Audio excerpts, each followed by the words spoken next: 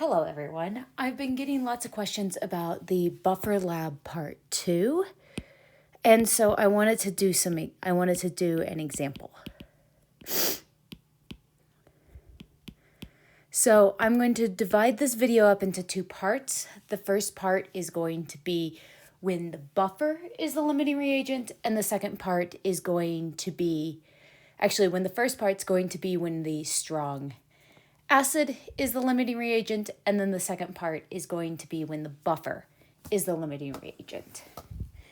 So in our buffer system, we have an equilibrium happening. And the equilibrium that is happening in this buffer is sodium bicarbonate in equilibrium with carbonate. And so when we add acid,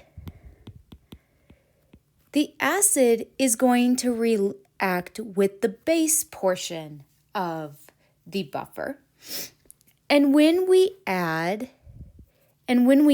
base, the base is going to react with the acid part of the buffer. So let's go through an example. So let's take a situation where we have 10 milliliters of buffer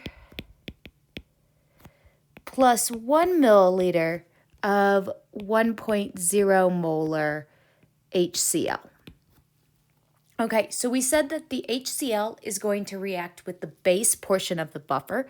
And so the reaction that we have happening when we add acid is the carbonate plus the HCl goes to form the bicarbonate plus the Cl minus. So this is a single arrow reaction, which means that we have to do stoichiometry. So to get my moles initial, I have to calculate from the concentration how many moles I mix together. And so let's say, for instance, that we had 5 times 10 to the minus 3 moles of carbonate and 5 times 10 to the minus 3 moles of bicarbonate from our buffer. Now, when I add my 1 milliliter of HCl, that means that I've added 1 times 10 to the minus 3 moles of HCl. So since everything is in a 1-to-1 molar ratio, I know that in this case, the HCl is my limiting reagent. And so that means that 1 times 10 to the minus 3 moles of carbonate and HCl are going to react to form 1 times 10 to the minus 3 moles of bicarbonate. And so that leaves me with 4 times 10 to the minus 3 moles of carbonate, 0 moles of HCl, and 6 times 10 to the minus 3 moles of bicarbonate. So now I have to say what is in my solution.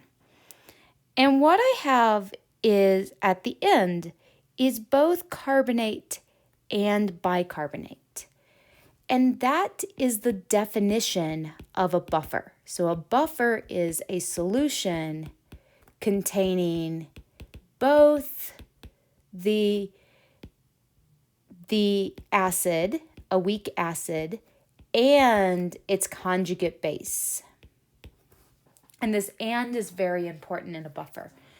And so then to find the pH, since it is a buffer, I can use the Henderson-Hasselbalch. The concentration of the base over the concentration of the acid. And so to get these concentrations, I would have to divide by the total volume, which in this case is 0.011 liters, and plug things in. Now, for this reaction, since I have carbonate and bicarbonate, the pKa, whenever you have carbonate and bicarbonate in solution, is always going to be 10.3. Okay, and so you can plug things in and you can solve for the pH. Okay, so in my next video, I'm going to talk through the other situation that can happen in this portion of the lab.